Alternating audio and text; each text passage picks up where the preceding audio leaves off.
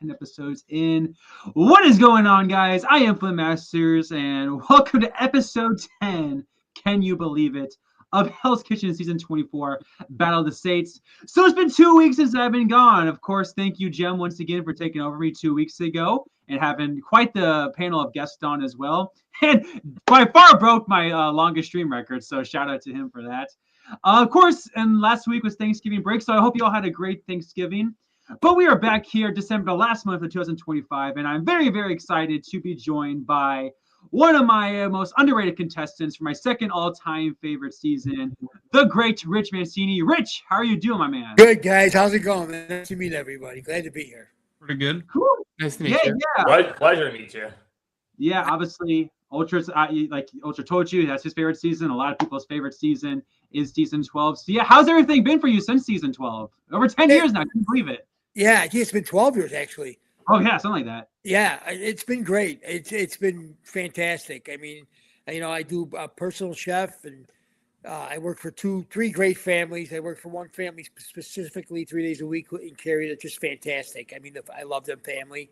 Then I work for a family in the city, do a lot of catering. So, it's been awesome. It's been awesome. It's just been awesome. Awesome. And you know what? Gumball, we got to have you talk because we have to have you talk. What's going on, man? How are you doing? How is your Thanksgiving? And by the way, I know you're in Boston, right? The Massachusetts area where it's really cold. Yeah. I live in Massachusetts, correct.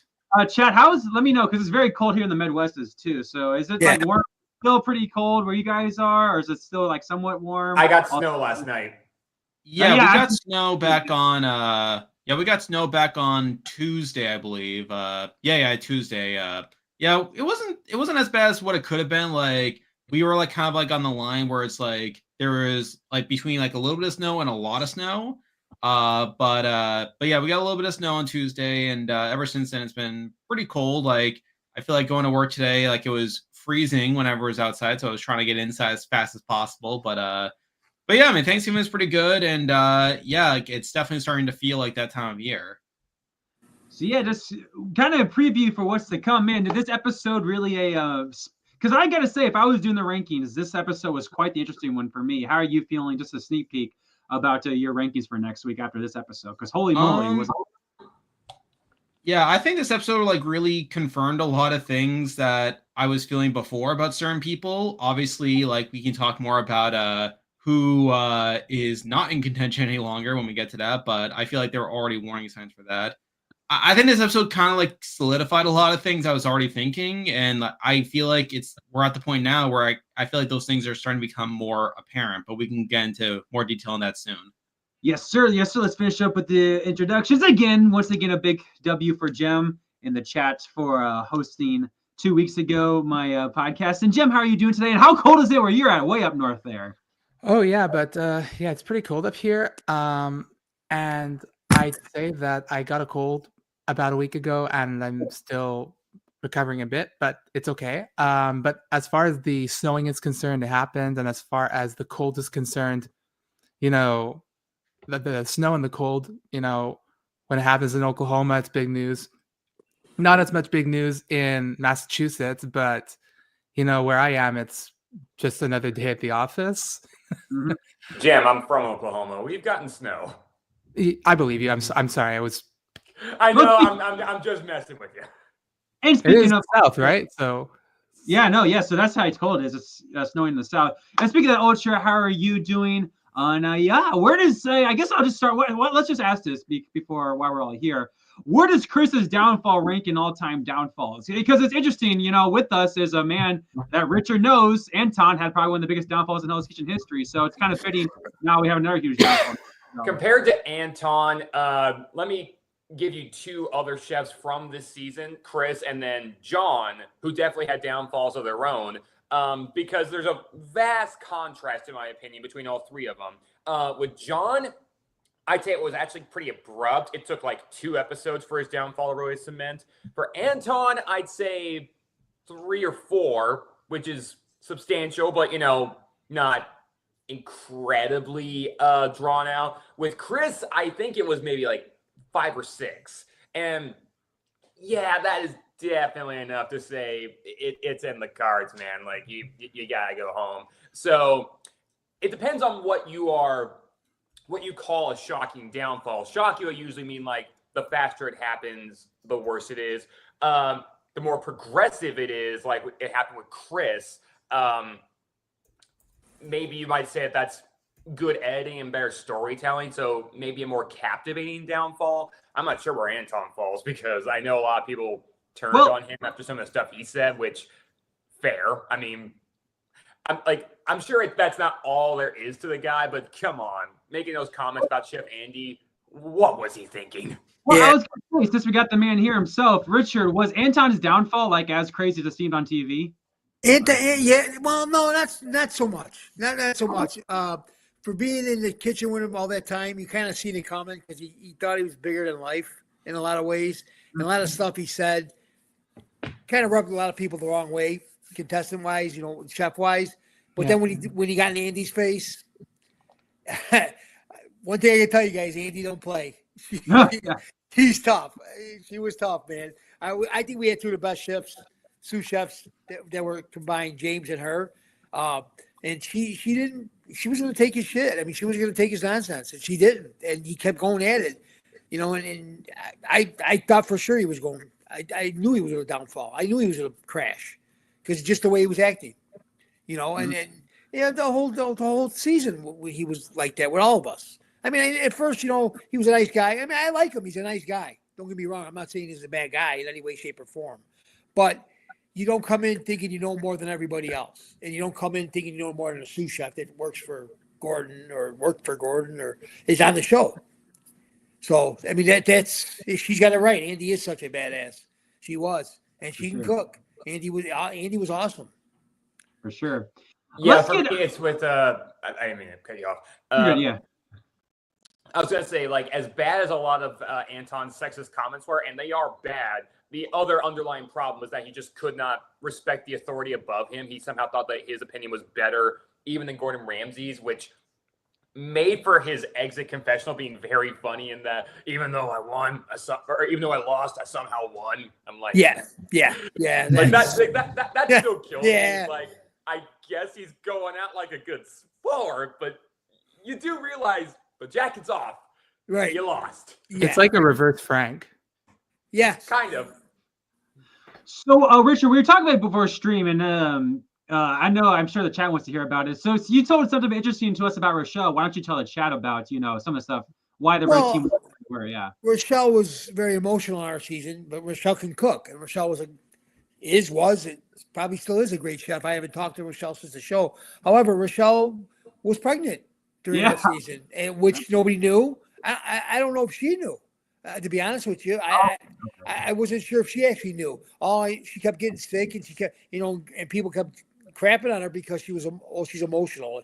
And like I said, there was a couple of people I didn't really, how would you say, mesh with. That's why I kept my distance. But I mean, Rochelle, she was married. She wanted to have a family. That's why, if you guys recall the season and all, she asked a couple of times. I think she asked the chef Andy or another chef, "How do you manage it? How do you? Because I want to have kids, and how do I?" And that's when Joy and them started getting on her and wanted to kick her off. And then she turns out that she was pregnant.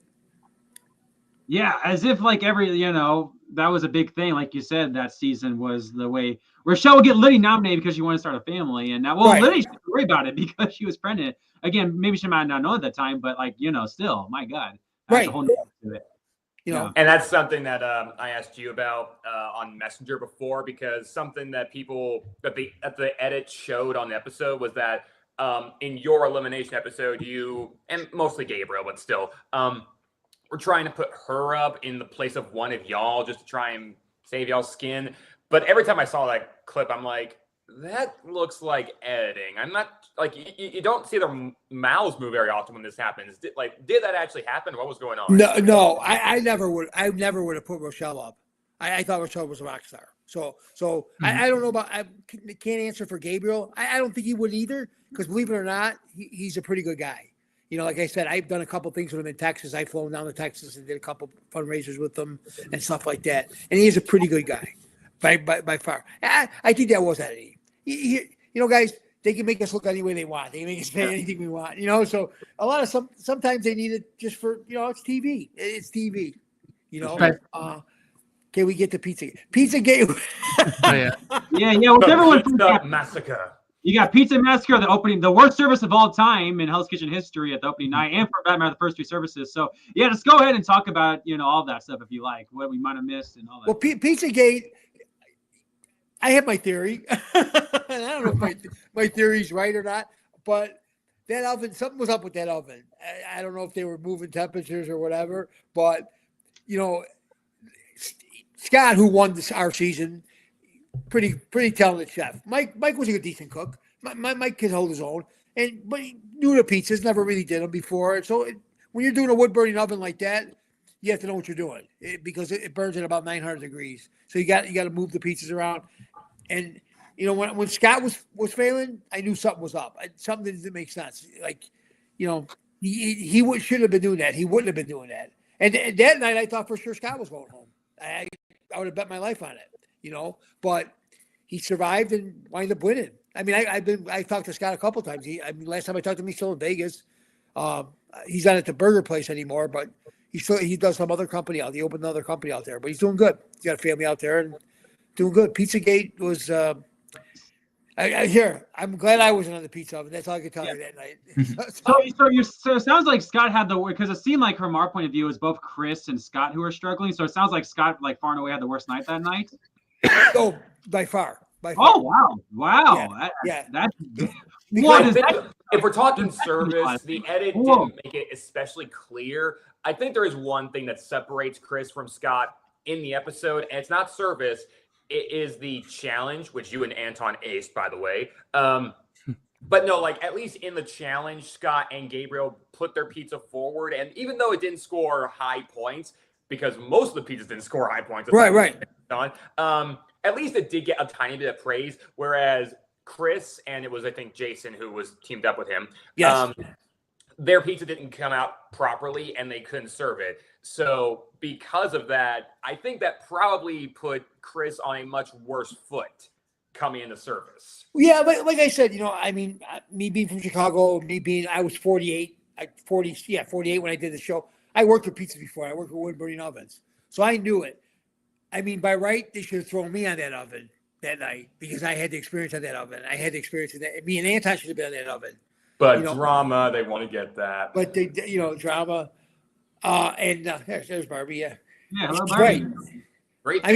My restaurant had a wood burning oven, very similar to that. It wasn't that grand size, but had one in it. So I knew what I was doing with it, but they, that's not what you're there for. You're there to see what you don't know.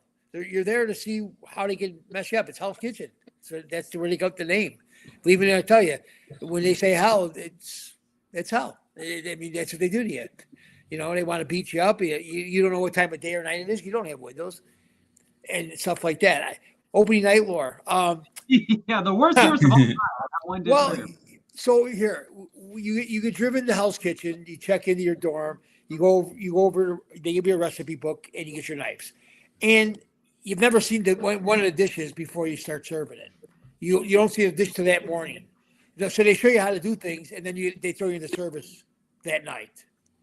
And I don't know if you guys, remember the opening challenge where, when Mike became the outcast because. Yeah. Oh, yeah. I remember that. Trust me. We won't forget that. Yeah, because he was quite the idiot. He's my.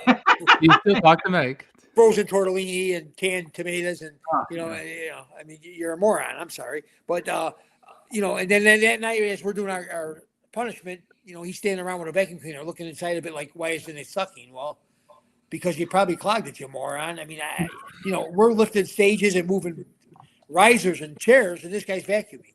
Let's get everything put away first, because those are real. Believe it or not, those challenges are real. Those punishments, they're real. We lifted all that shit. We didn't do all of it, but we got most of it out of that room. So, you just get there, you do a service, you get thrown into it, go back to the grocery store. Yeah, that was Jason's line. yeah, but sure though. Yeah, that was also crazy. That fight was also a notorious moment for season 12. So yeah. Richard. Yeah, go ahead, Jim. Yeah, if between also, do you prefer Richard or Rich? Rich is fine. Richard, whatever. Right. Yeah, let's do Rich. So Rich, between Mike and DeMarco, who was worse? Like coming from you? Mike by far should never even been in Hell's Kitchen. DeMarco, believe it or not, actually a very good chef. You know, he was young. He was young, and I felt, my personal opinion, this isn't nothing that I know. Nobody told me. I felt that he was picked on. I think Gordon put a bullseye on him from day one, and just, you know, and here, he was a young guy, and he took everything to heart. And you know, being a chef, you gotta have a strong, just let it roll off your back, dude. I mean, you know, let him say whatever he wants. So what? But DeMarco wasn't like that. Then when he cut his finger, he cut his finger on the mandolin, and he went to the hospital. They brought him back. Well, that night, as soon as he got back from the hospital, Gordon threw him a plate. He threw a plate of fish at him, if you guys recall. And the guy had just chopped half his finger off on the mandolin. So to me, it was like he was just trying to push him as far as he could. You know, but DeMarco can cook. He was a sous chef at Root Chris. He's a chef now at another restaurant, you know. So he can cook. Mike, by far, should never been in that competition. Yeah, like I could see effort from DeMarco. And honestly, when I look at all of his episodes, aside from episode 1, where he did screw up, I don't think he was really bad enough in any particular service to really warrant nomination, which that's a team decision. I get that. But and I can't add like he was strong, but to say that he was like the weakest amongst everybody on that team, that didn't make any sense to me. No, there were a lot of guys that not a lot of guys, but there were a few guys that were weaker. Like I said, he was young. You know, you get thrown into that kitchen if you're young and you don't have that kind of experience. It's hard. It's very hard because you get frightened. You know, me. I was older chef. I had a career. I owned a restaurant. I was working in a country club when I did Hell's Kitchen. You know, when I went home, they asked me, you know, what are you going to do now? I'm going to go back to my life. What am I going to do now? I'm not going to go out in the parking lot and kill myself because I didn't win Hell's Kitchen. I mean, the chance of winning Hell's Kitchen is, you know, 20-1 every time you get walking in the kitchen. So at least, or at most, technically. Yeah, 20. So I mean, you know, where DeMarco was a young kid. I mean, he might not even have been 25. I don't think when we did Hell's Kitchen. I think he was. I'm pretty sure he was 25 on the dot. To be 25. He might have just turned 25. Yeah. You know, and if you guys recall the season, DeMarco, you know, he grew up with nobody giving him any kind of a praise. You know, his dad wasn't around. He says it in the season. He talks about it, and I even yelled at him at that point. I'm like, dude, then you got reason to do it more than anybody to prove everybody wrong, stick it in everybody's ass. You know, that's how I felt about things. But I was already a chef for 20-something years when I did it, and I knew, you know, listen, everything I cook, not everybody's gonna like. Thank God, most of the people like it because I have a great career. But you're gonna make mistakes. We're human. We're chefs, but we're human. We're not. You know, we don't wear capes. We don't fly through the sky. We don't break through brick walls. We're chefs. You know, and we're only as good as your day. That day is going. You know, and sometimes you get up and you have a bad day. Like I remember two of the nights it was so hot in our dorm room. Me and Jason went out and tried to sleep on the couch, and they threw us back in the dorm room because it was so hot. Yeah. Didn't realize plastic was on the vent. They had plastic over the air conditioning vent. Well, we're in California, guys. You know, it's October. Why were they doing that? Is that just more like reality TV shenanigans, or is that just incompetence?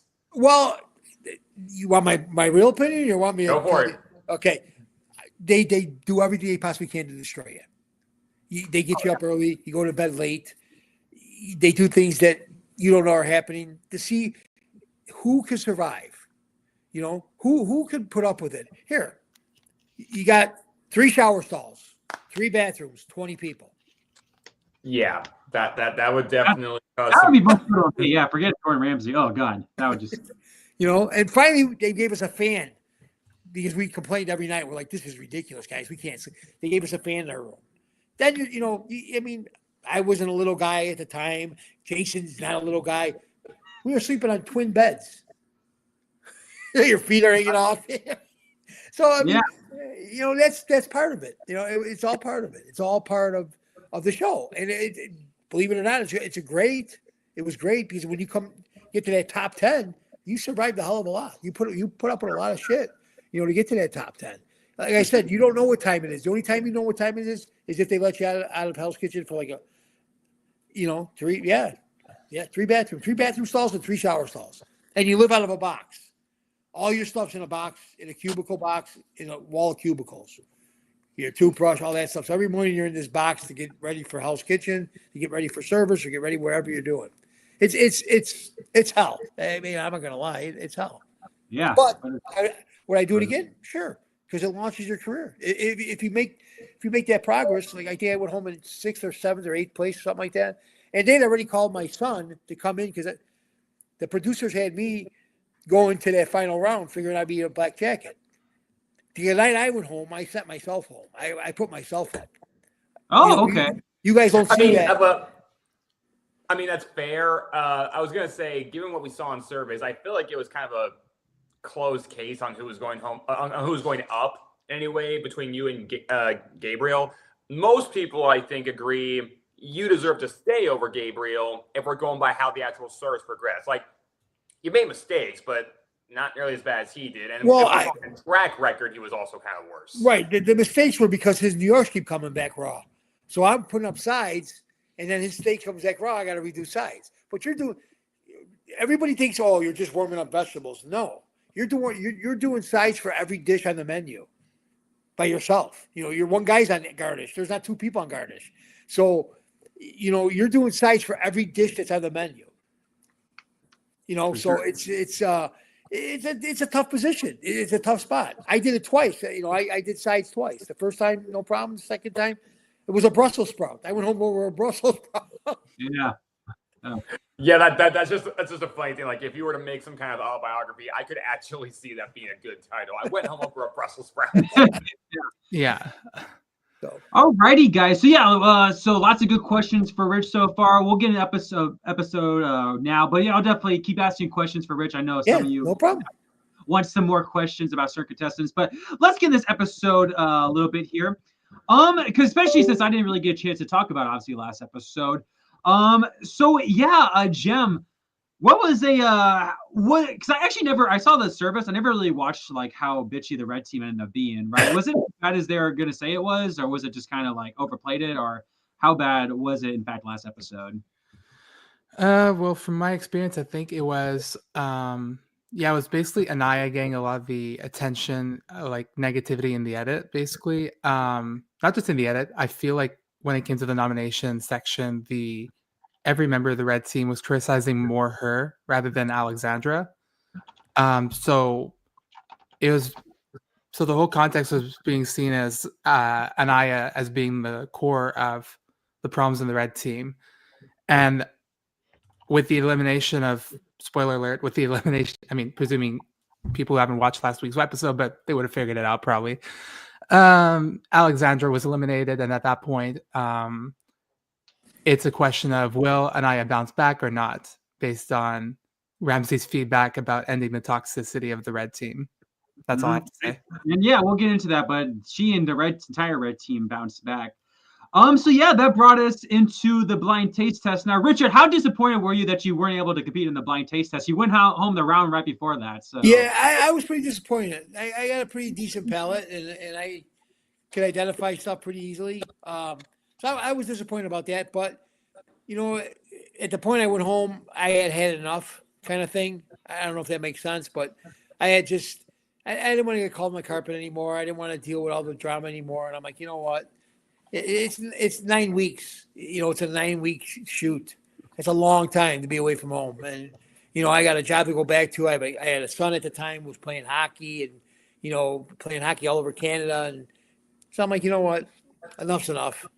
I had my couple hours of fame, and I stayed on for a while, and I didn't go home first. My goal was not to go home first and not to go home before the top 10. And I made both my goals. Is that the reason? I know some people are asking this. I'm not sure. Is that the reason why you didn't come back for the finale? You were just done and just left, or was there something? Yeah, actually, I'll tell you the story. I was in the car driving me back to the house where we get put after you get eliminated. They keep you until either for the finale. And the driver that was taking me there was like, "Okay, Gordon wants you to come back for the finale." And I said, "Nah, I'm good." And he's like, what do you mean? He goes, Gordon just called, wants to ask you back. I said, man, I'm good. I want to go sleep in a bed. I want to go take a shower by myself, and I want to go watch TV, and then I want to go home. That's what I want to do. I don't want to. I'm surprised most people don't do that. That's like crazy. I mean, like as far as reasons to like not come back for a final service, I've heard way worse. So like, hey, it was just a matter of like, yeah, like I'm gravy. So I've watched them, and they can make you look any way they want.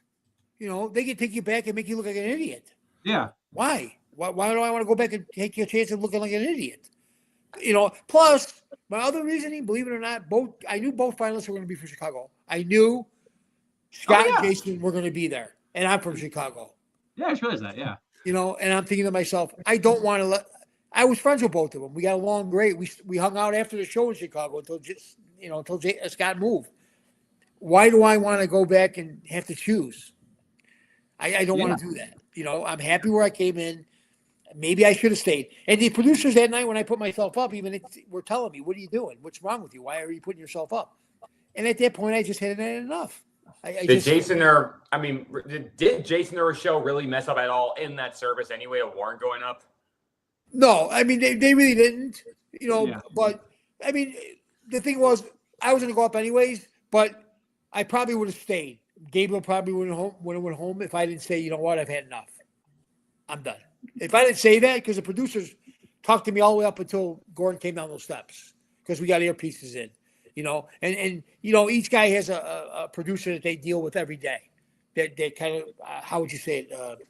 Like their agent, maybe. I don't know if that's a good word for it or not. But, they talk to you in your ear, and those are the guys that answer your questions. At the end of the night, we go into the rooms and you see those questions that they ask you. And I'm like, I'm good. I'm happy. I'm done. I'm good. I want to go home. And we go to a sequester house. You don't exactly go home. You go to a sequester house. Hmm. And you stay until the end of the show. So only if you make the top 10. Because you go to the house and like, Gabriel came. I think the day after me, if I'm not mistaken. That was that fast between. Anton was after you, then Gabriel. Okay, Anton came. Yeah, and so we hung out. We hung out at the sequester house. I think we went to go see Jay Leno show. They took us to see the Jay Leno show, and stuff like that. So I just had enough. I'm like, you know what? I made it to where I wanted to make it. I didn't go home first. I made it to the top 10. I'm good. I ain't going back. I'm done. I have one question for you, Richard. Yes, sir.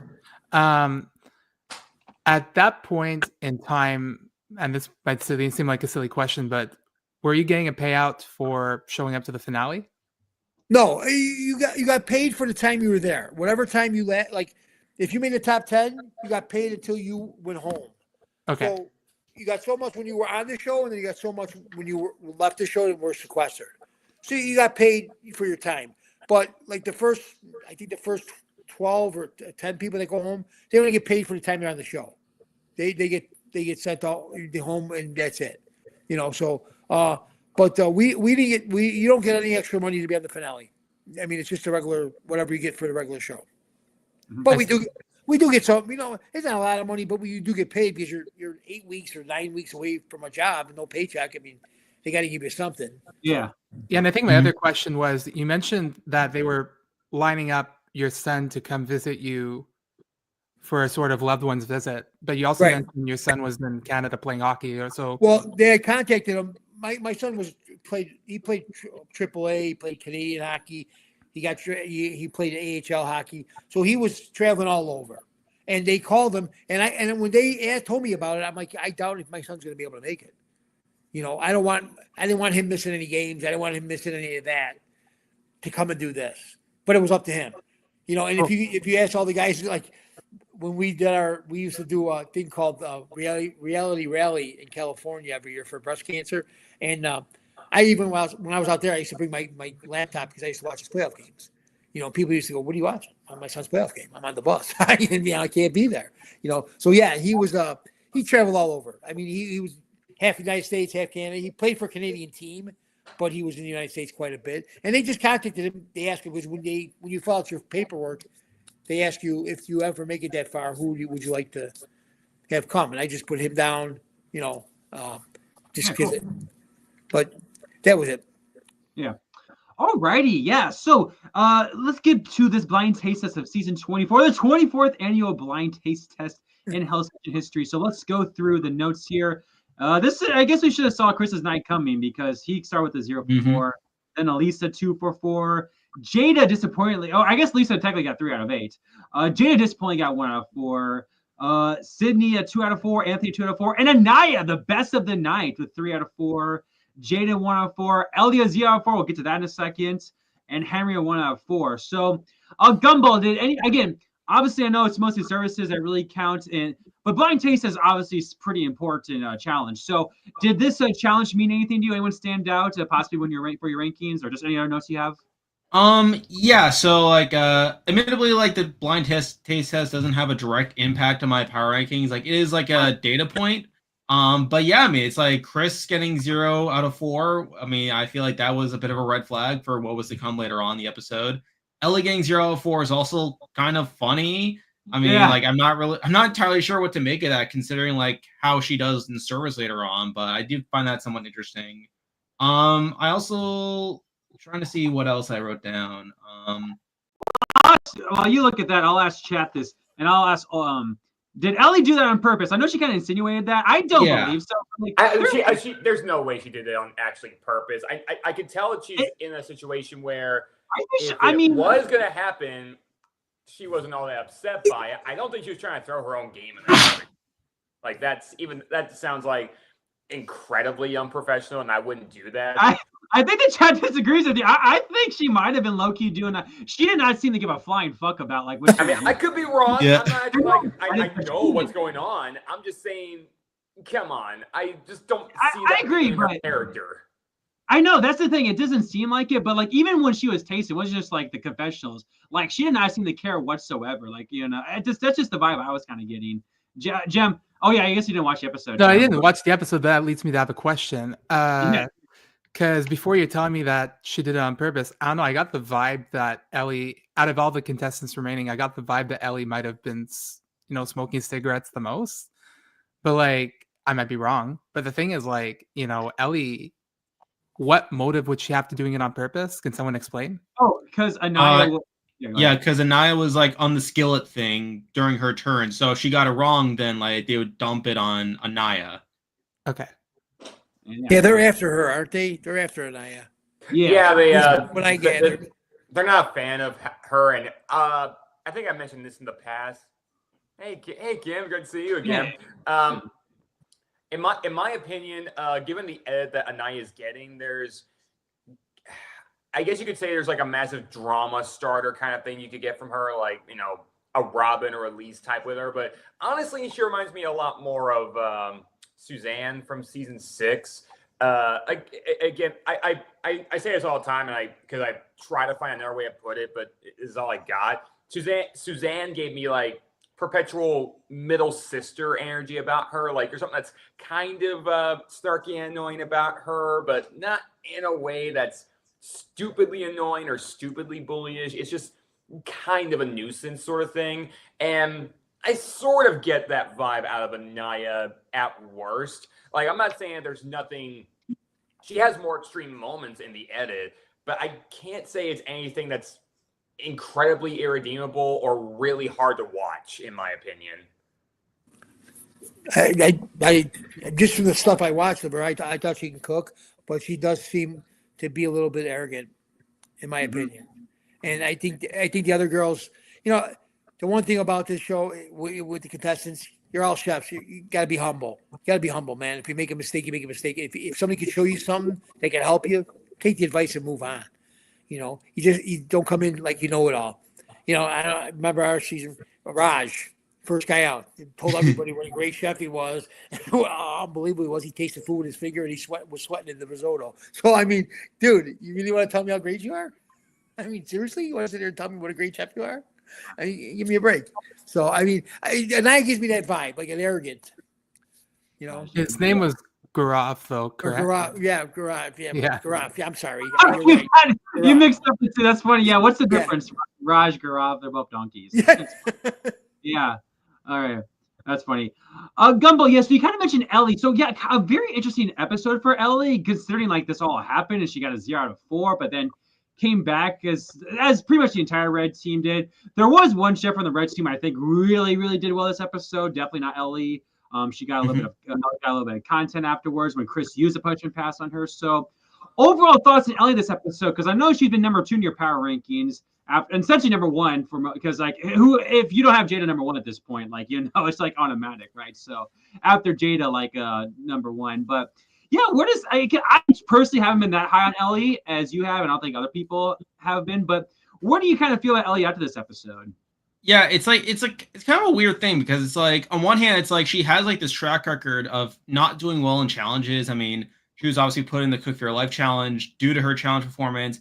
She gets 0 out of 4 on the red team in this challenge to the point where Chris decides to use a punishment pass against her, which again, kind of funny he did that considering he himself got 0 out of 4. She then follows it up with a decent service, and she continues to be this foil for Anaya, where she once again talked about Anaya here. I do think that point is becoming a bit less relevant now, since that the show is making it more explicit that Anaya is like someone that is not well liked in the red team more generally. But we also got decent content from Ellie. Like she got to talk about how like the reward meant a lot to her, like how she hopes she can like kind of get revenge on Chris after using the punch and pass. We even see her talking to Sydney after the punch and pass was used, saying how like she felt like Anaya deserved to have it used on her. And then she just follows it up with a decent service where she talks about how like despite her annoyance with Anaya, that she was willing to put that aside to like get down to business, that she wasn't above like letting Anaya like help her out on her station in order to get the orders out. So I do feel like on the whole, this is still like a net positive for Ellie. I still feel she is a contender to win. I do think that, again, other people are starting to make more of a case for themselves after this episode. We can talk more about those specific people later. Yeah. But I do think Ellie, I feel like I still walk away from this episode feeling pretty good about Ellie. Like, I do think there's still like plenty of positives despite her bad performance in the challenge here. Yeah, we'll just talk about it now because there's really not much to say about the red team. They all dominated, all got together. So my goodness, maybe Alexandria was the foil, but man, they all had a great, easily the best service so far. So we kind of got our thoughts on Ellie. I'm going to go to you now, Ultra, and for that matter, Jim, and for Chad as well, because Lisa's kind of been there. I personally viewed Lisa a little bit higher than Ellie, but boy, what an episode for her to absolutely dominate meets all day today. Again, like wasn't great during the challenge, but she really seemed to step up, after Jada had her big moment. She's kind of, which isn't her fault, kind of faded into a background a little bit. And I wonder if this is like a step up for Lisa, maybe not to win, but definitely to be like a final two-list. Ultra, what's your thoughts on Lisa? For that matter, what are your thoughts about the final 2 in general? Like who, if you had to pick, like who's staying out? Because I assume Jada's your number 1, or is she? Just kind of give it to me. I'd say, yeah, Lisa and Jada are my contenders right now for the final 2 at this point. I don't know if you mean she like dropped the ball in the challenge. Like, no, she went up twice on each of those runs. My bad. Yeah. So yeah, there you go. Yeah, my bad. 3 out of 8. Yeah. Yeah, she did pretty well. Like, you don't have to do amazing, but get at least one right, and she did that on both her tries. So yeah, she did more than great on that challenge. But yeah, for me, it's definitely Lisa and Jada. And while they're both very good, I think there might be a slight difference in the approach the edit has given them. They've both been great throughout the season. I think the only difference between them is that Jada's been good the entire time, but I can't say she was like being propelled as like the absolute front runner until a couple episodes ago, where then she massively shot up. Like, she was still very much in contention. Like, I can't say she was ever even out of the running for Black Jackets, which I think unless something stupidly freakish happens, she's making those. But yeah, like, because that's basically cemented that she can do pretty much no wrong. Whereas Lisa has started out very strong, had most a tiny drop in quality in like one service. Not even that terrible, but there was one service recently where she was getting a little bit more flack from Gordon Ramsay. But it's gone right back up to that same level of consistency that we had. So it depends on what you think is better. Somebody who's been at the top for pretty much the entire time, like only a hiccup or two, or someone who was good, just not as good, and then shop immediately. It's a little bit of a what's the word I'm here? A balancing act, I guess, for what you think is better. Either way, they're both amazing, and I'd be happy to see either of them win. So, Jem, you were actually way ahead of the game when it came to the Lisa hype train. I believe when you were, right after Jada, everyone's picking Jada to win. You said nope. You still think Lisa was going to win, despite Jada's breakup episode, and I assume you still think that. So, kind of tell the chat why you're so high on Lisa. I'm going to confess that after Jada's highlight episode, I did remember commenting, well, you know what? At this stage in the game, Gordon Ramsay's already picked his winner. But I just think what really got me right back on the train of, you know what, I think Lisa's going to be the winner is that moment in time where she opts to not present her dish at the challenge. And there's this whole arc of you need to have confidence in yourself. You need to believe that you have a good dish. It was a good dish. And there was that whole arc or that whole little build up surrounding how she needs to have confidence in herself. And I just personally think that Nikki from season 19 had a similar arc, except it happened early in the game. Therefore, it ends right before the Black Jackets. But in Lisa's case, it starts a bit later and it can end with her winning the game. And I just want to clarify about this episode. It's not that I didn't see all of it. I didn't see like 75% of it. So at least I saw the last 15 minutes. So at least it's that. Oh, Rich, I know you've kind of casually watched this season. Do you have any notes about this season? Again, as a former chef, that you're kind of just want to tell the chat? Yeah. Maybe I'm wrong, but I think Henry's a very strong contender. Yeah. I think Henry has all the tools and he knows his stuff and he talks a good game and he cooks. Also, the girl that got sent to the blue team, what's her name? Jada. I think them two are, in my opinion, top two chefs in the kitchen. That's what a lot of people are saying, yeah. I mean, that's just my opinion, just from what I've watched. Anaya's good, but Anaya's going to hurt herself. She reminds me of Anton a lot. I think she's just too arrogant. I think she's just got that arrogance about her that's going to make her not be there in the end. Where Henry, I read his name is Henry. Yeah. Henry. Yeah. He's humble and he pays attention. He watches and he cooks. And sometimes that's what you got to do. You got to just stay in the background and you got to stay out of the drama. That's the biggest part. I mean, this gentleman's right. Legendary movie critics got a good point. He might be the only guy that makes the Black Jacket.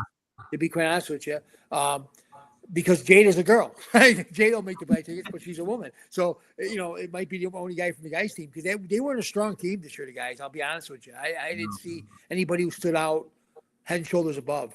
To be quite honest, the one younger guy I thought was good, but then he's floundered in the last couple of weeks. Oh God, I can't think. Jaden? Yes, thank you, Jaden.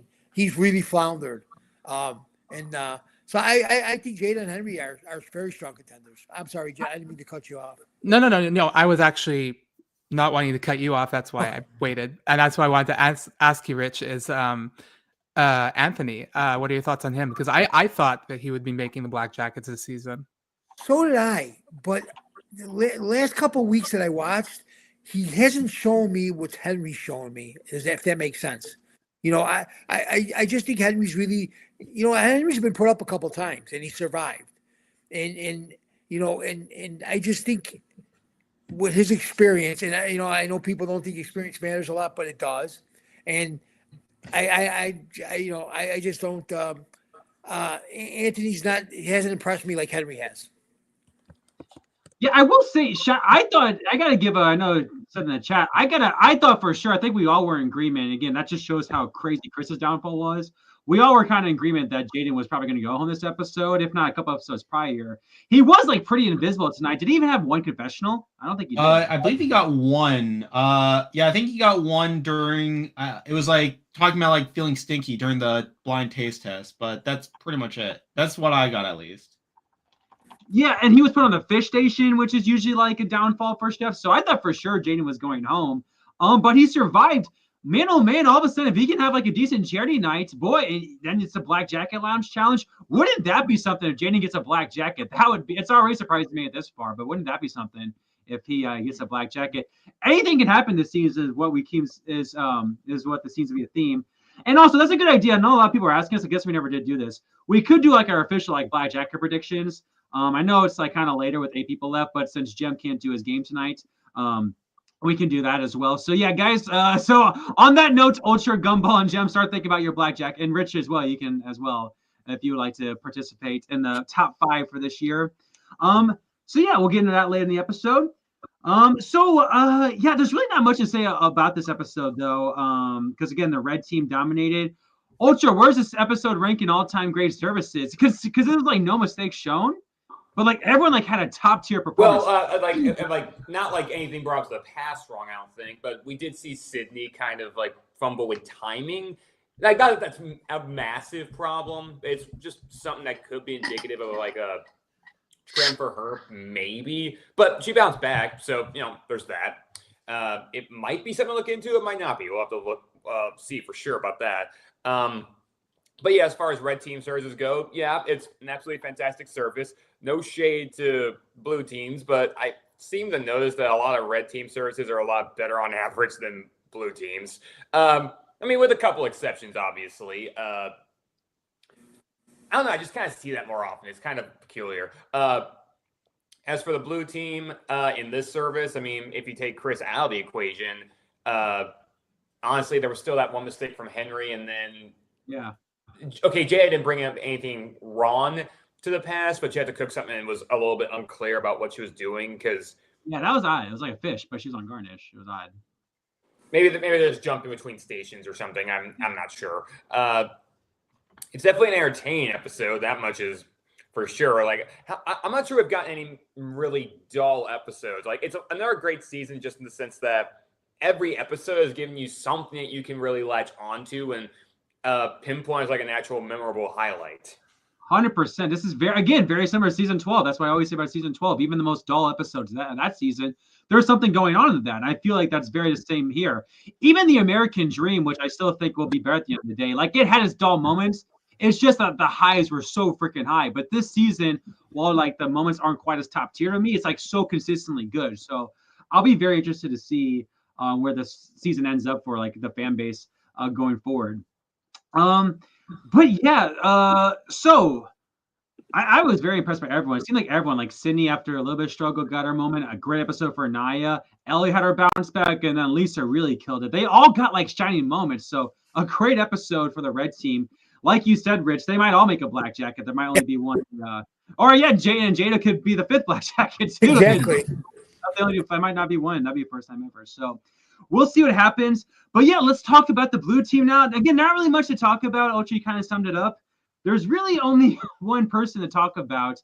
So Gumball, while the service was happening, it became kind of clear later on, I feel, once the episode was ending, there just wasn't much time left. But while Cruz was messing up at first, did you think we were going to get like a service ejection or elimination right after service early on?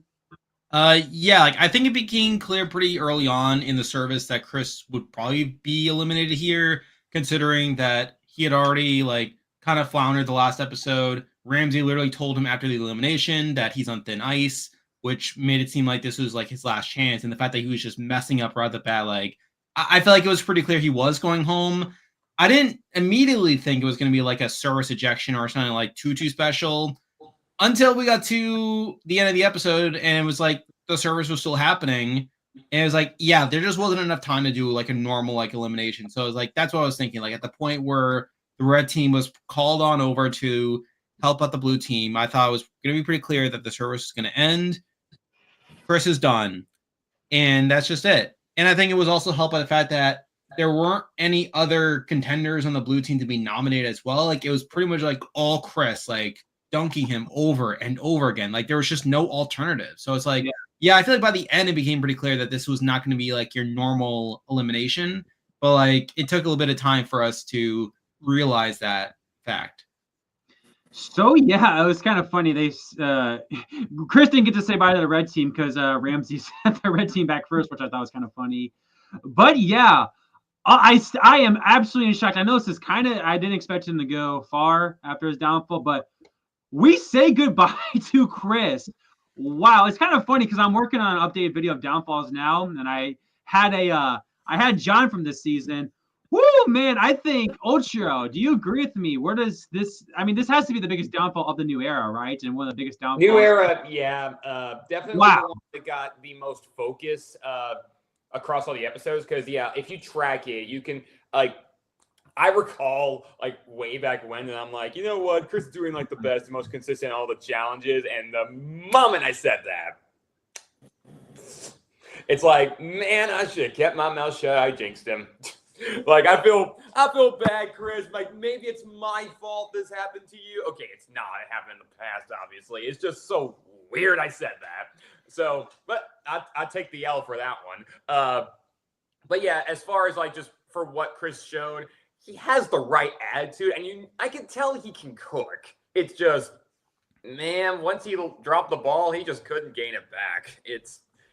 I'm not sure what it was that kept this trend going or anything for him. Like, it's not like I can pinpoint any specific character flaws in him or even massive like cooking kryptonites that really affected him. But like I said, like some people, once they're on a downward spiral, they just kind of can't get out of it. So yeah, that's just a shame for him. I love the guy, and I was happy we got a few seconds of a cameo from him way back when we were talking to Cara Marie.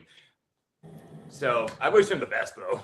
I was gonna say, it seems like ever since then he's kind of gone downhill. That seems to be Gumball.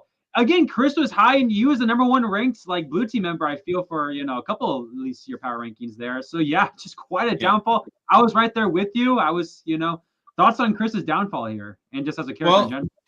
So to be fair, I did actually drop him after the last episode. Like he did have a pretty bad episode 9. I dropped him to number 6 actually. So like 6 out of 9, which was already like pretty low. Like I felt like that thin ice comment from Ramsey was a pretty big indictment and made me think that, okay, like he would basically have to be perfect from this point on. Like we had seen like him make mistakes like in earlier episodes, like, but like I was willing to excuse those because like I felt like he was given a chance to like justify those mistakes and like to make it seem like they're not as bad as like what they could have been.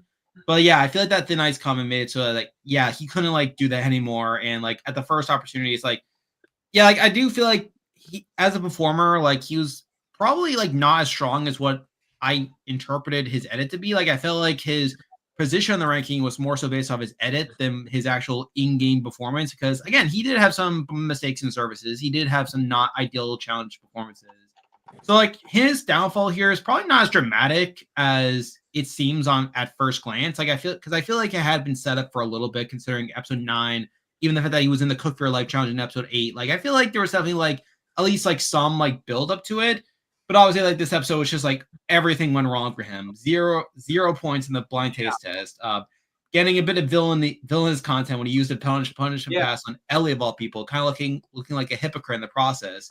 And then just like a disastrous service. So like I feel like by the end of it, like it wasn't like super shocking. And I feel like I was able to at least account for that in one of my power rankings before the downfall fully took effect. But yeah, like it's still like interesting to see like how he was presented on the show, considering like how his run ended up.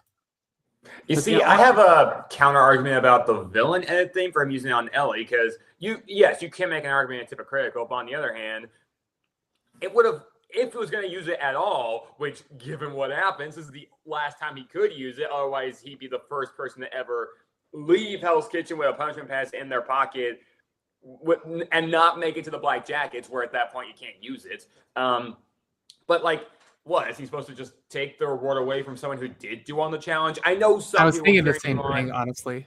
People were cheering him on to like take Anaya out. I'm like, y'all, if it's just for personality reasons, like you have to be an especially egregious case, in my opinion, to warrant that.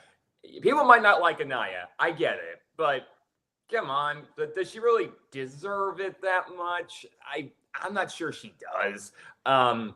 At the very least, she did help her team get that win. Like, she wasn't alone, but she did get the highest points individually amongst everybody. Yes, even over Lisa, who had 8 chances and got 3. She did good, but average-wise, Anaya got 3 out of 4. That's 75%. So I wouldn't punish her for that. Ellie, though, if y'all are so adamant that she actually might have thrown it, yeah, I'm sorry. That would deserve a punishment, in my opinion. For sure. All right, and yeah, Jem, any other final thoughts you have about Chris, or is there anything to say other than wow, what a downfall?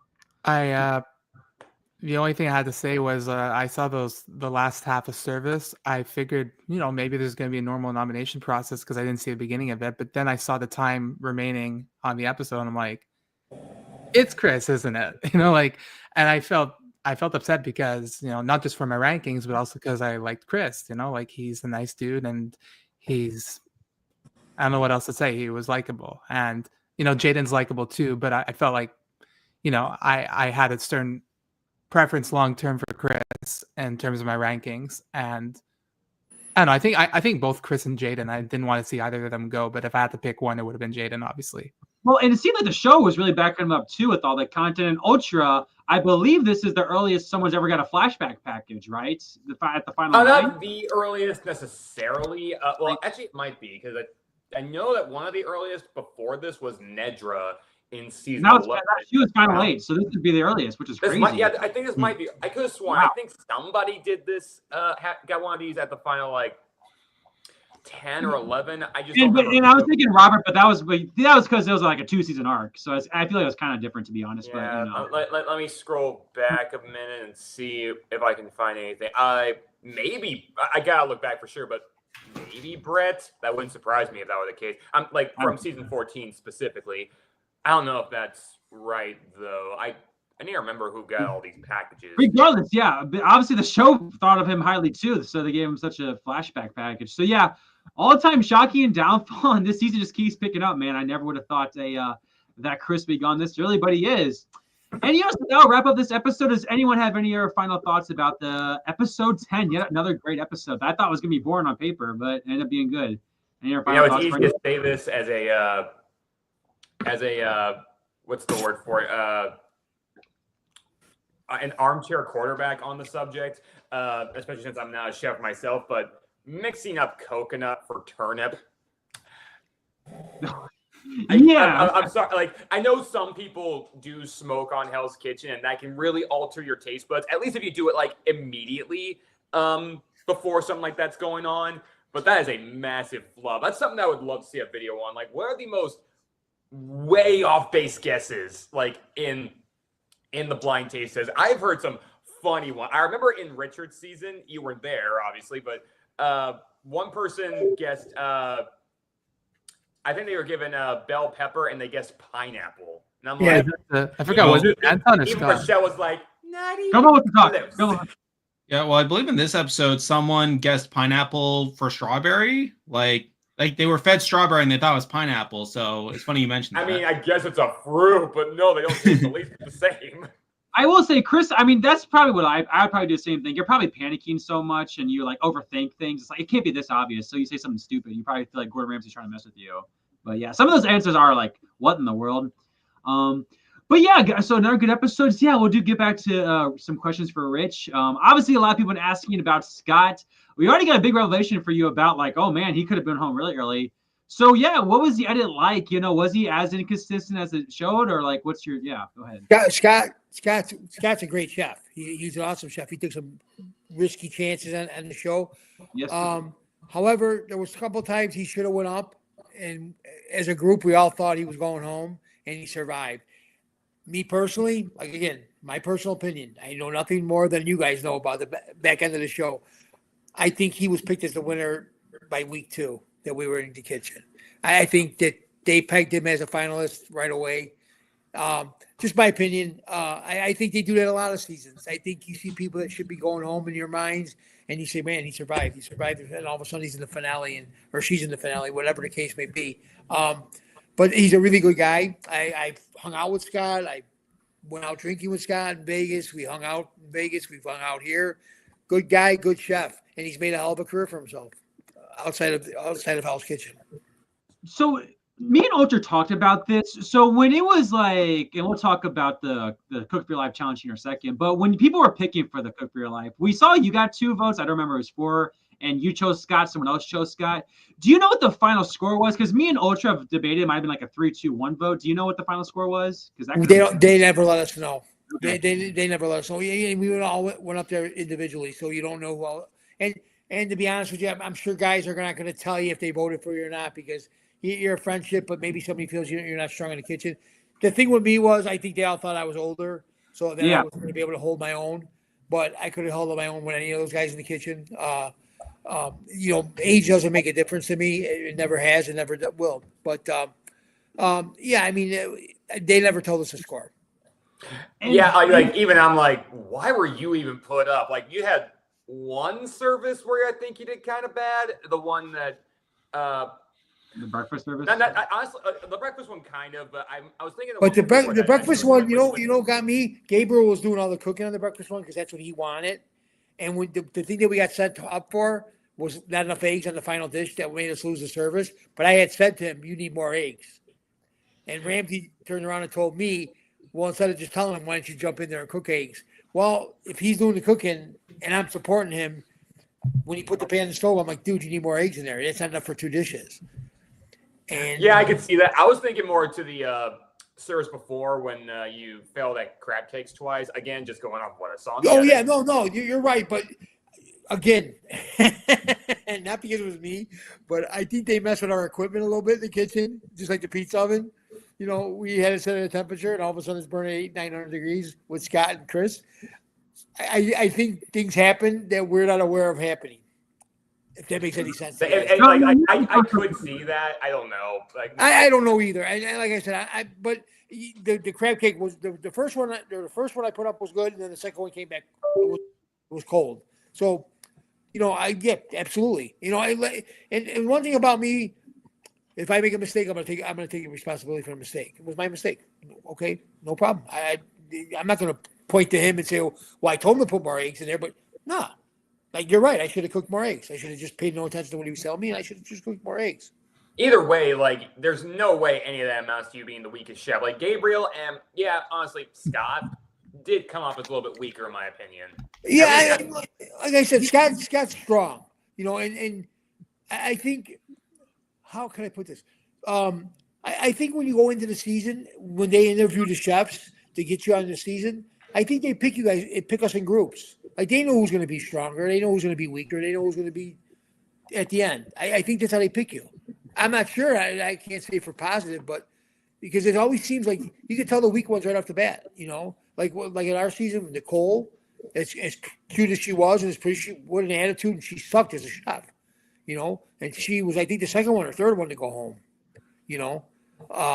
So I think they pick you like that. Mike shouldn't even have been on the show. Mike didn't belong in the kitchen. I mean, I'm sorry, but he didn't belong in the kitchen. I know you weren't in the kitchen with her, but I'm curious, who less deserved to be there, Mike or Nicole? You asked another question I was about to ask. Mike, because I'll tell you, Nicole, what I liked about Nicole, which a lot of people don't realize is Nicole was an actual chef where she was from, and she could cook. It was just her attitude. Like, she almost seemed to me like she really didn't want to be there. She just did it to do it, and that's what cost her. I mean, if you see the replays, you see how she answers Gordon and she does all that stuff. Mike was just an idiot. So it's a matter of they both were bad to be there, but at least one had actual culinary skills. Exactly. I mean, Nicole had no passion for the job and no passion for the kitchen, and Mike just, like I said, he was an idiot. I mean, he just didn't belong there. His signature dish told you everything you needed to know. I mean, and he was uncooperative too. Like, I saw that punishment y'all were doing when you were counting pennies. Oh yeah, y'all were trying to ask him let's go for some constructive criticism, and he was just like, nothing. I'm like, dude, come on, you do want to stay, right? He did want to stay, but he should have. He should never made it through the first service. Then he put up that Bollinger that one night and threw somebody else's dish out because he insisted his Bollinger was outstanding. His Bollinger tasted like ass. It was horrible. It was so much rosemary. It gagged you. It was disgusting. How do you say this is good, dude? Too much of any ingredient. Yeah, but especially rosemary. Overpowering.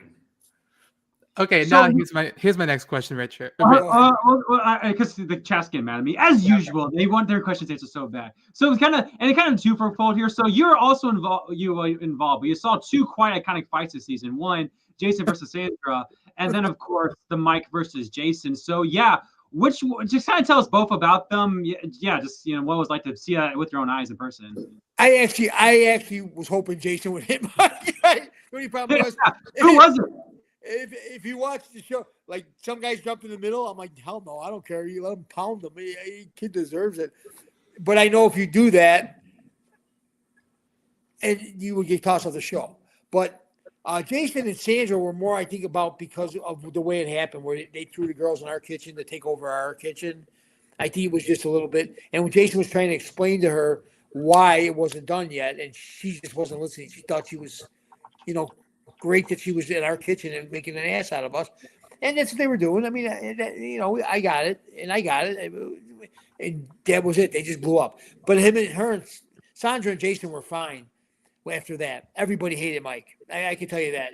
Out of 20 people, 19 people hated Mike. The only person. Oh yeah, like when he asked to, I go get more praise from the red team. They literally pan over them and they go.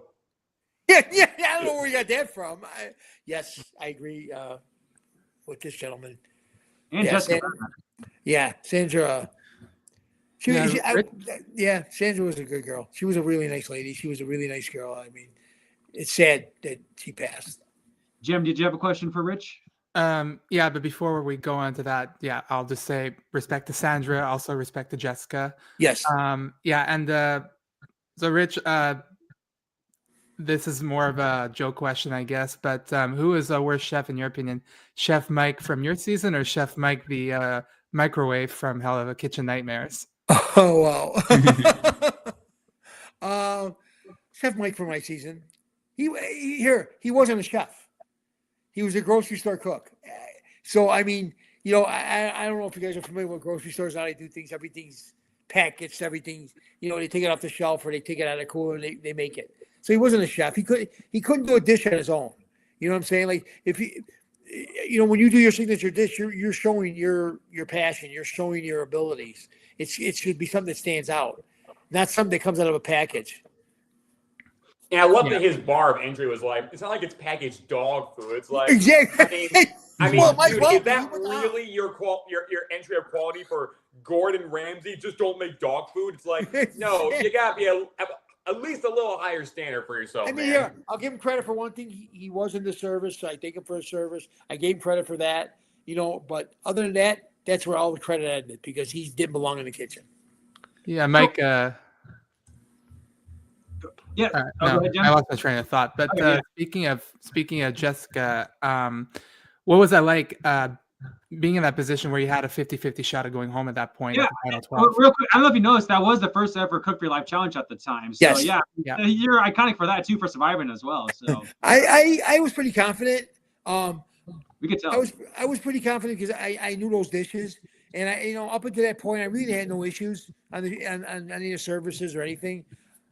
The way she ended it, I felt bad for her. Like begging, like this gentleman just said, I really felt bad for her. I truly did. And I think everybody was telling her, don't do that. Stop. It's not going to change. He's not going to change his mind. Okay, Richard, now you're going to go home because she's begging me to stay. So I'm going to let her stay. She was late. Her last dish didn't even come up on time. He could have sent her home just for that. He could have disqualified her third dish because it didn't come to the pass in time. He didn't. I didn't know. I didn't see that, but yeah.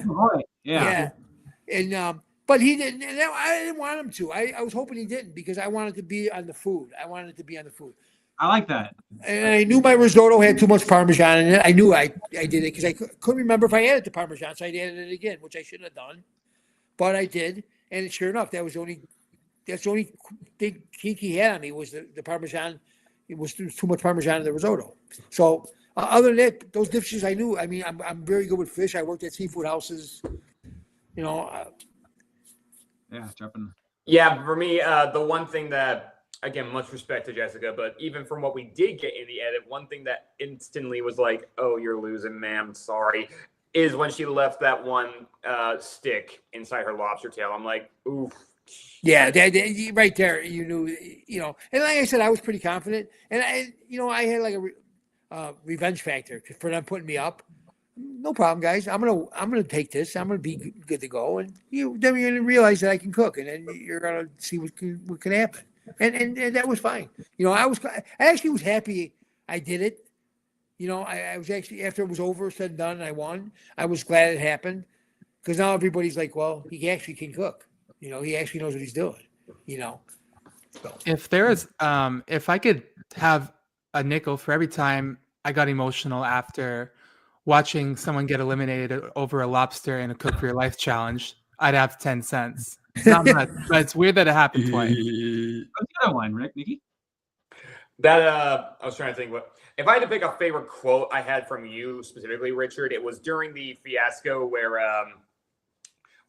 at the final 10 part 2, where Gabriel just consistently kept getting his math wrong. Like over and over and over again, he was miscounting things. It was a running gag. I personally love that kept happening. I'm like, oh man, this is just yeah. Honestly, if that was happening like once, maybe I'd say it's too trivial. No, 4 times, man. I'm sorry, man. What happened to your brain today? And then during deliberations where it was for sure Sandra going up, and then between you and Gabriel, and Gabriel was like, I just miscounted a few things, and your confessional went, seriously, it's 12. It's not 112. It's fucking 12. I'm like, I love that. Yeah. It was, yeah. You know, here. You know what? To be honest with you guys, we're all friends. Back I can be honest. Tell you, the only guy that was an outcast was Mike. Everybody else got along great. I mean, it is what it is. Every night you got to put somebody up, and so you got to do it. It's just the way. That's the way the show goes. But I mean, there was times like even with Ralph, like Ralph from Boston. I was very close with. That's my favorite. Yeah, right after Beth was flirting with you. Oh, that was amazing. yeah, Beth. Yeah. Oh my god. All right, so Beth is doing good. Beth is doing good. She lives in Louisiana.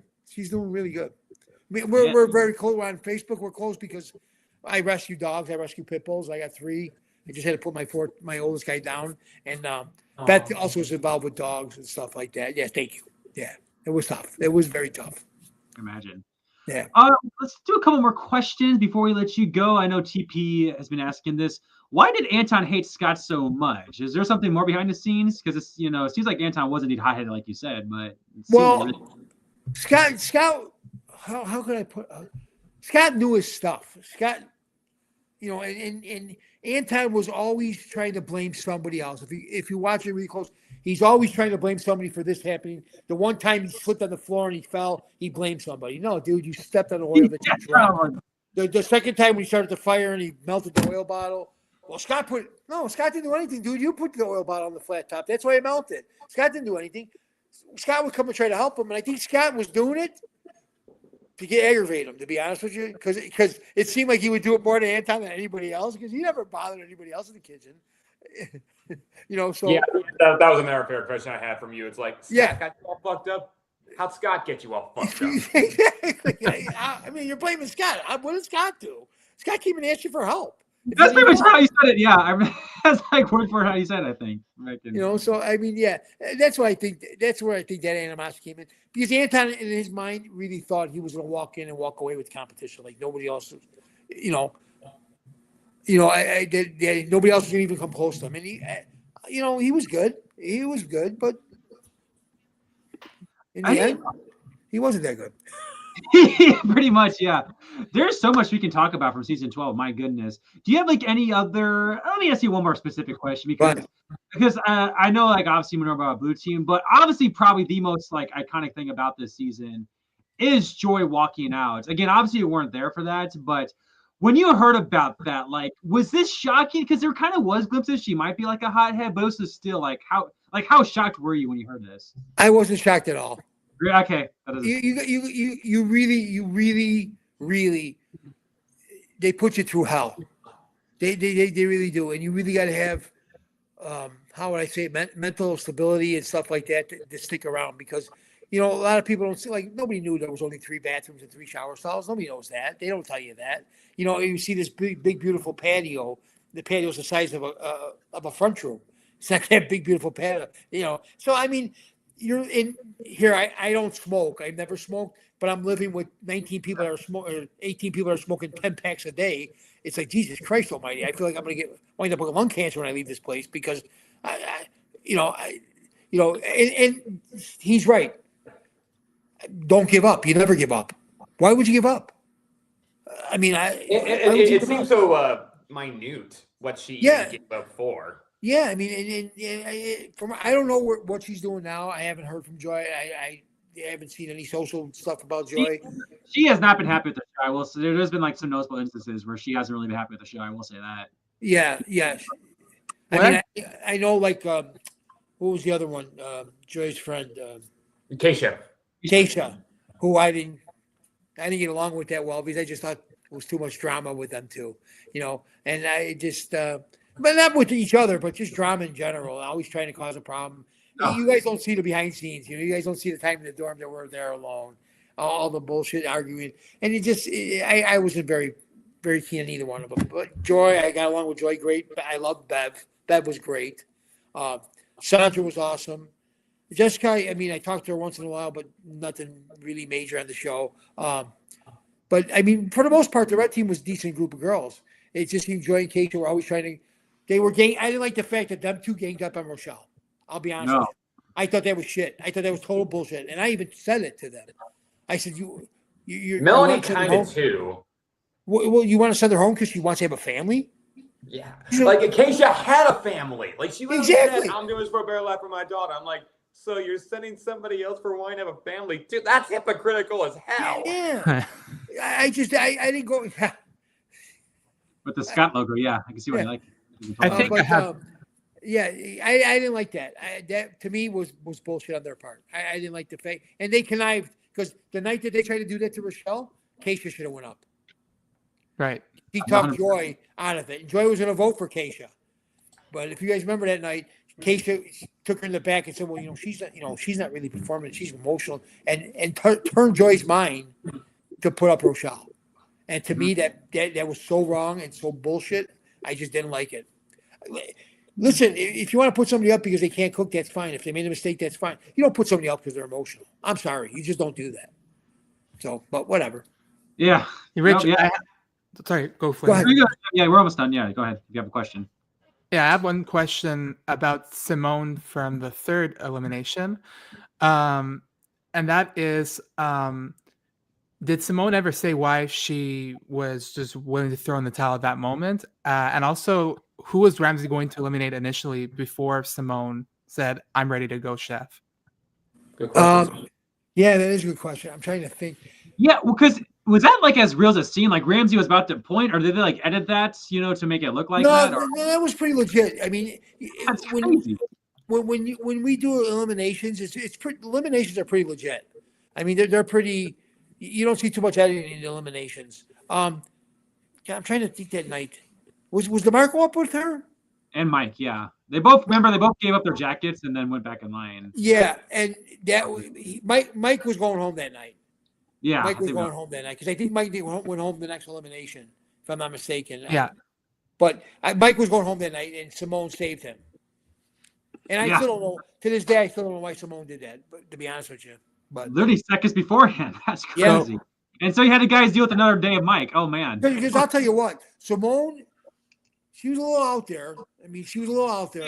She's seen images and stuff like that, but whatever. She wasn't a horrible cook, and she was a very nice lady, She was very, how would you say it? Like, she didn't seem like she wasn't going to hurt you. She wouldn't like backstab you. So when she did that, I think all of us were a little bit shocked. Are you saying like she didn't have like a killer instinct on the show or something? She was seeing demons. So it's kind of like what happened with Chris in season 18. Yeah, right? She was like one night she didn't come down for prep because she was upstairs because she seen something. We didn't really. I mean, it's funny now, but during this filming, we're like, yeah, whatever, dude. You're seeing stuff. What are you seeing? I mean, yeah, but you don't know. I mean, maybe it was real. Maybe she was. I don't know. But that she didn't come down the whole day for prep. Then she came down for service. Then that night, Mike and DeMarco mangled it. They just mangled it, and Mike was going to go home. I guarantee Mike was going to go home. Yeah. All right, Rich, it's been awesome to have you. Do you have any other final thing to say about season 12? I mean, it's been so, as a big fan myself, it's been so great to relive all this. So any other things you want to say about that season or just anything in general? No, man, it was my pleasure to be here. Nice to meet all you guys. I'm glad you guys are watching, and thank you for having me. Yeah, thank you. what can people, before you go, what can people expect from you going forward? Like I said, I cook for a couple families. I own a catering company. I jarred some sauces. Life's good. Life's good. Yeah, I don't know. Who knows? I might do another show. Who knows? I don't know. I'm old, so Richard for second chances. Let's go. I see. That'd be great. All right, Rich, it was great to have you, and I'll hopefully see you down the road. Great guest, and Yeah. season 4, baby. What a season! All right. thank you. Thanks, guys. Take it Take easy. care, Rich. You have a good one. You too. Have a good night. All right. Yeah, that was super fun. Yeah, guys. So let's now get into predictions times, which we'll start out with a next week, the big old charity night. So, guys, and because it is charity night, this Sunday's video, which because you guys would know if you guys are part of my memberships, but has been out for a while. This Sunday's video will be all about the history of charity night dinner services and Hell's Kitchen. So be on the lookout for that. And by the way, if you didn't notice, if you missed last week's video, I didn't announce this, but I posted a Wednesday video about the best, as we're approaching that time, the best non-black jacket chef from each season. Next Wednesday will be the worst black jacket from each season. Or isn't that right, Ultra? I don't even remember what I did. It's been so long. But yeah, expect that next week. So yeah, as we get ready for the black jackets. But let's talk about charity night first. Let's get on into it.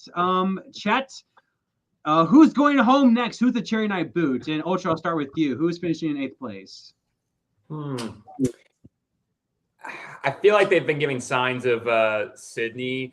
I do think still that Jaden is the weakest guy on the blue team too. So those are people who I'd keep my eye on personally, unless something way out of left field happens. And Sydney is a good chef. She's just the closest to seeing like actual weakness in services, really, of anybody on the red team, aside from Anaya. And I'm not gonna lie, I just don't think Anaya is going home on charity night specifically. I could be wrong. We'll see how that goes. Again, I'm surprised. I'm surprised about that. It's Sydney. I definitely think it's Jaden, but man, he keeps proving me wrong. Ultra Gumball. What are you feeling? Jaden or someone else? He's gonna survive. Yeah, so like I'm still thinking Jaden. Like I think Jaden's time has been coming for a while. It seems like it's just weird that it hasn't happened yet. So I think he's kind of the default. I think my secondary option would probably be Anthony. Like I think Anthony's another one who feels like his time is coming soon as well. Like again, like while I still think Jaden's probably weaker as a performer compared to Anthony, I think Anthony is probably my secondary option more so than Sydney. Well, a lot of people are saying City. I'm very shocked by that. I guess like because the red team's so dominant, so like it's not Jaden, it's her. But I'm still kind of shocked about that. Jim, what do you think? I'm gonna go with Sydney. Okay. That was the person who I went with in my predictions, and I'm gonna stick to my guns. And I think Jaden is giving me the impression that he's been improving. He has been improving, but I don't think it's enough to reach those black jackets. I think that his arc is going to end at the Black Jacket Challenge, and he's going to have a good storyline end right there. With Sydney, on the other hand, I haven't seen much build up from Sydney throughout the whole season, so I just don't think it's. I think she just gives me charity boot vibes, you know. Okay, I can see. There's definitely, if you guys see my video, there definitely seems to be like a specific archetype for these charity nights. So, which I just feel like it's kind of lean up for Jaden has literally was invisible tonight. So if his voice doesn't show up, he doesn't have the bad night cookie night. But if he doesn't step up, I just think he's an easy boot. So that's. But he's been proving us wrong. Wouldn't that be something? Could you guys imagine if Jaden just steps up from here and wins this season? Oh my God, dude, best season That would ever. be amazing. I'll give it that. I don't think it's likely, but. Chat. Let me know if this would it be better than season 6 if that happened. Let me know. I think it would be. Go ahead, guys. I was gonna say I don't think it's likely, but I've come to realize that while I enjoy being proven right on a lot of things, I do kind of love the feeling of getting proven wrong sometimes. Like it just throws you for a loop, and you're like, you play with my expectations there. That's pretty good. Now, granted, like. This episode was a time where me being proven wrong is not something I liked because I'm like, nah, I thought Chris might have had a shot at making the black jackets, but it just didn't happen. That kind of sucked. But, everything was coming to a head at some point with him. Oh, that's just. I know Sydney was my top pick. Yo, if she goes home over Jaden after, dude, I'm all for that. I'm all for Jaden having an underdog run. This would be cool. All right, but so we all have our charity night predictions. And again, it seems like it's pretty split about Sydney or Jaden. So yeah, we'll see what happens. That'd be cool. All right, let's just assume, just to make things easy, it's a top 5. There's 2 black jackets, black jacket challenge boots. So yeah, let's just go Ultra. Who are, and chat, this goes for you as well.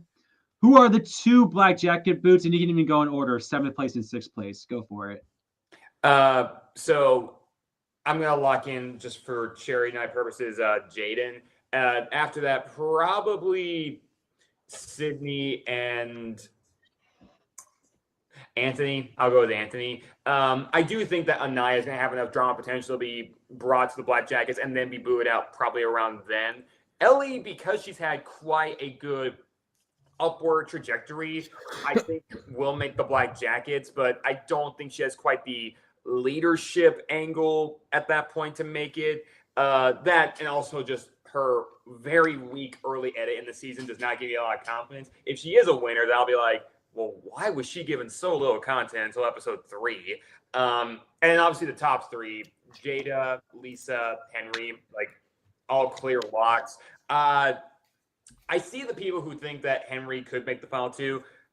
It's it's a possibility for sure. I just kind of got more of a gut feeling it's going to be Lisa and Jada, which I wouldn't be against. I mean, it would be the first all-female finale we've had since season 19.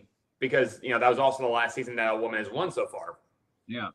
Gumball, who is your predictions? I guess I'll give my boy. That's a good point. Another season where it's unpredictable. This is kind of hard to predict. There's and I've been proven wrong in some seasons. Like I was kind of thinking Kaya was getting the trajectory for a charity or a black jacket boot last year. I was proven wrong, but I still felt that way. But I'm not really I definitely feel like Anaya has to be. That seems like her trajectory.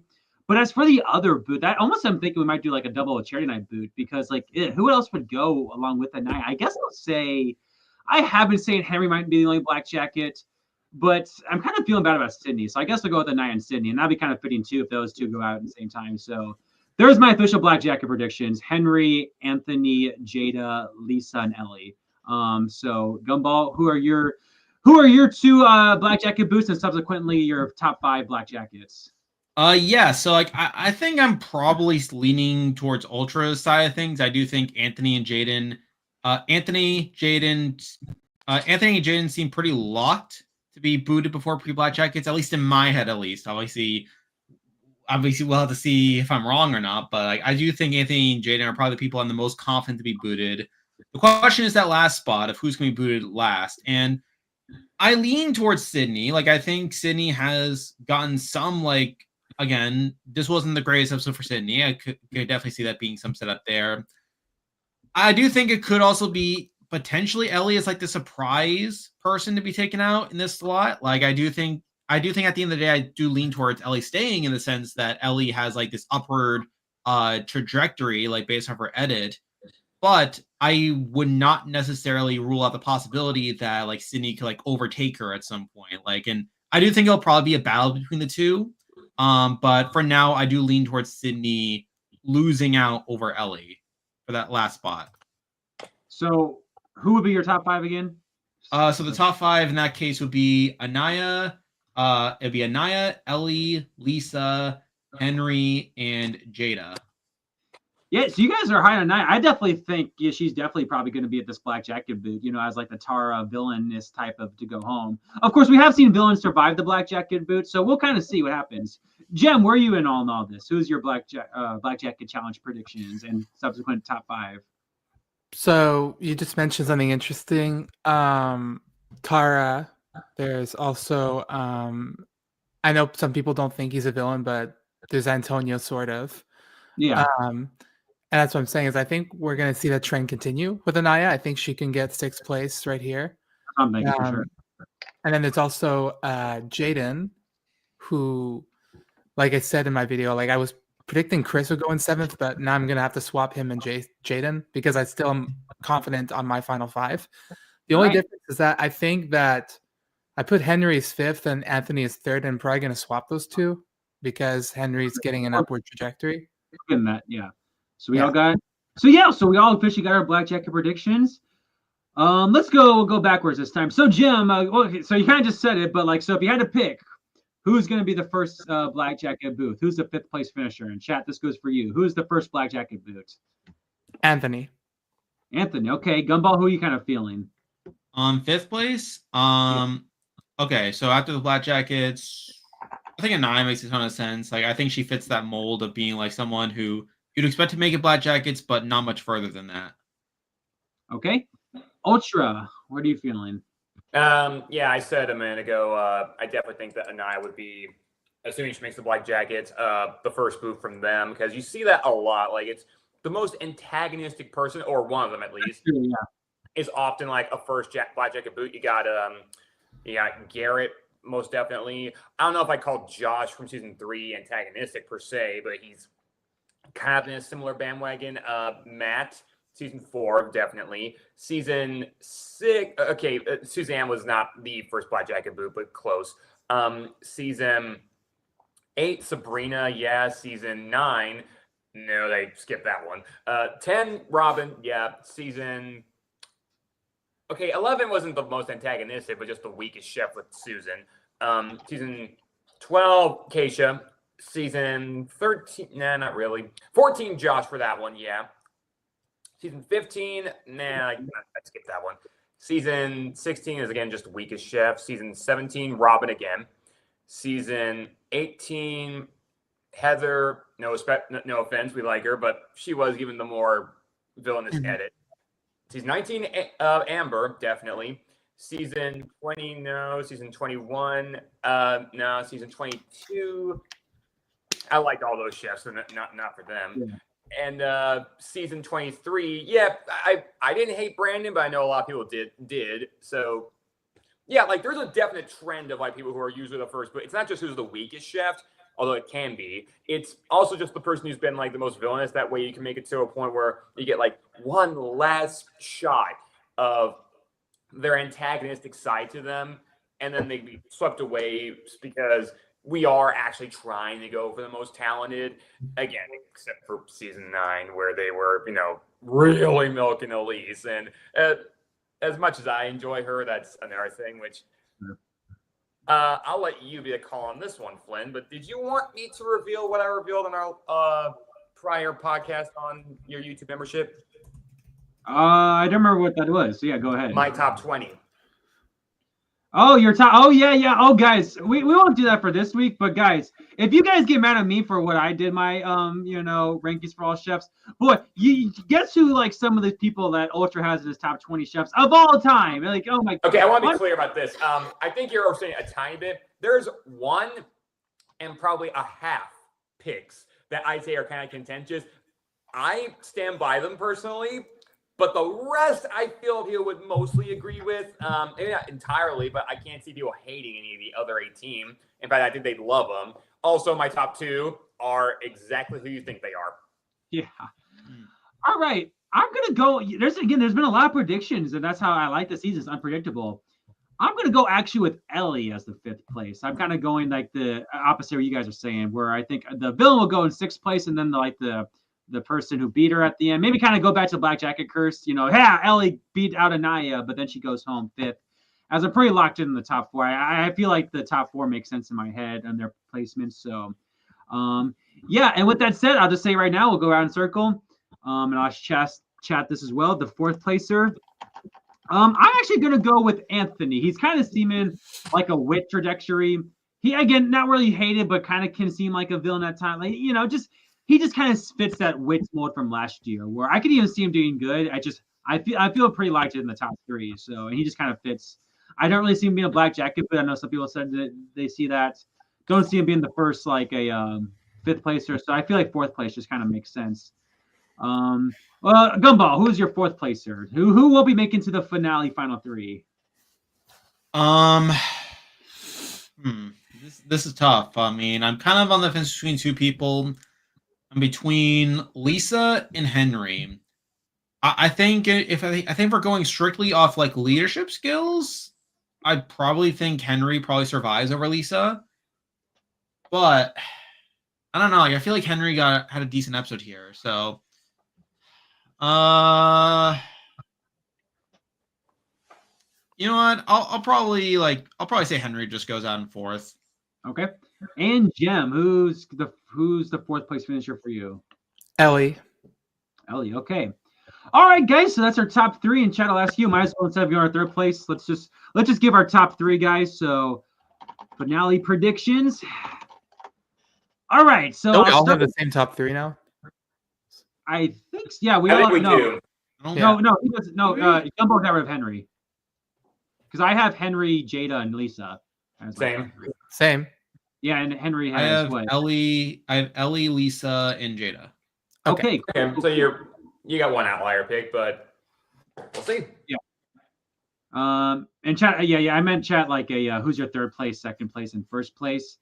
I agree with you, Richard. I would flip. Oh boy, I'm on the Lisa train, boy. I've like you said, Jem, since that one confessional or like pickback, she has risen to the occasion while Jada, while not doing bad, he just kind of hasn't stood out as a blue team.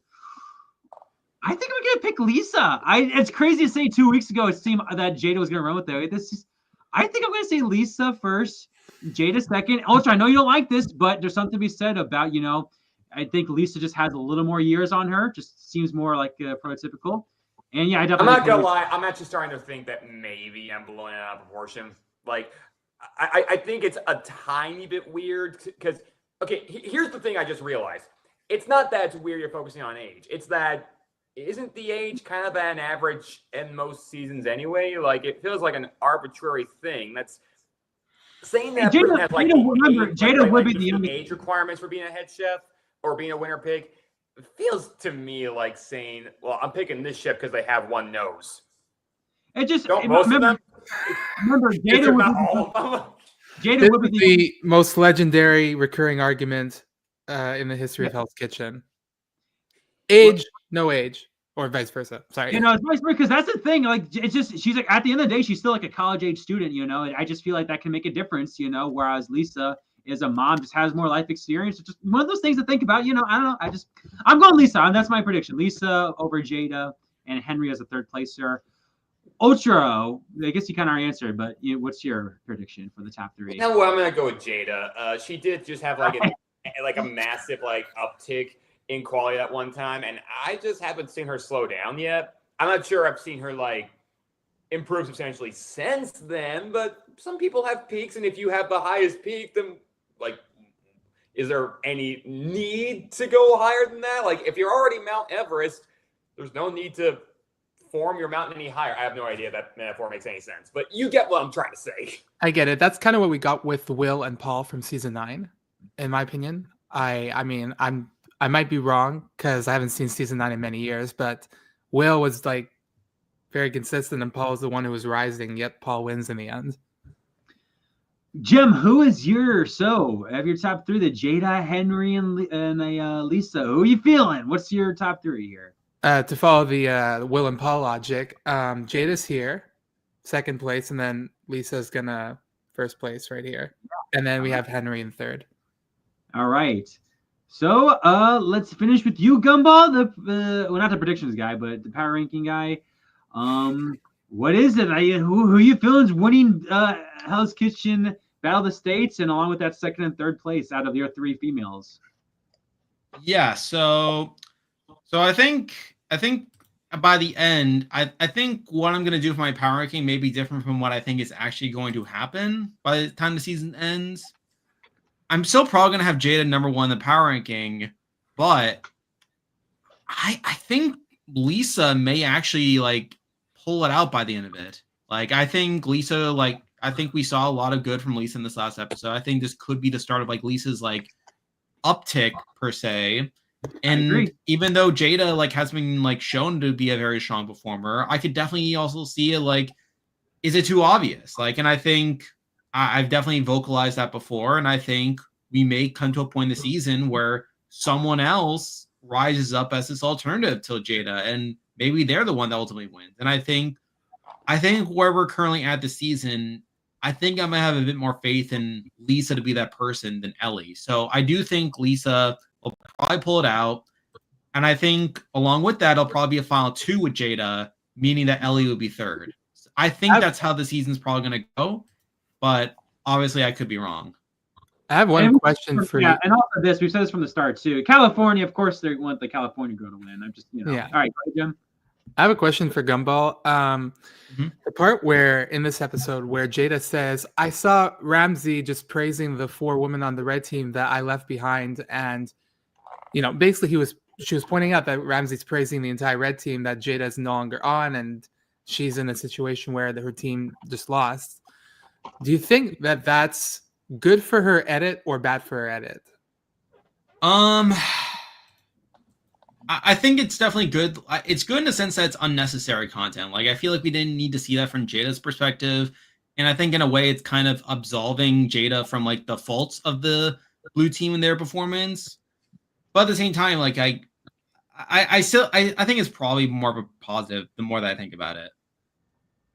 All righty. Like, it's not like Jada did anything like bad. Like, at most it was like a minor, like, nitpicky flub in service just when she was about to cook the lobster a little longer than it was supposed to be, when that wasn't what they needed. It's that just basically they were telling her, keep it warm, don't cook it anymore. It's the risotto that needed more cooking.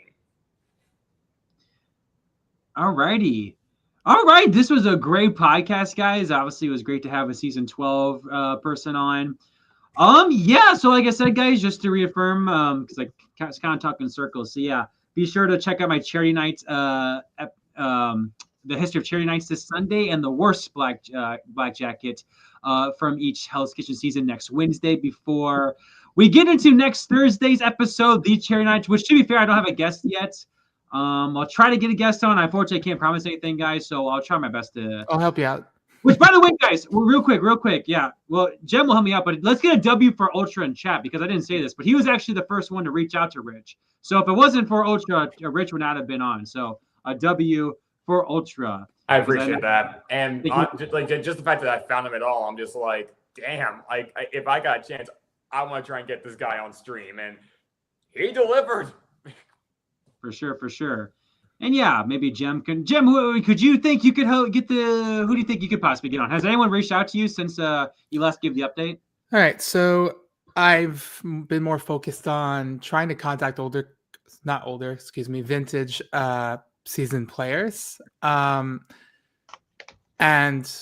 those that come to mind, for example, that have been receptive, that are interested in doing it somewhere down the line, include Jessica from the very first season.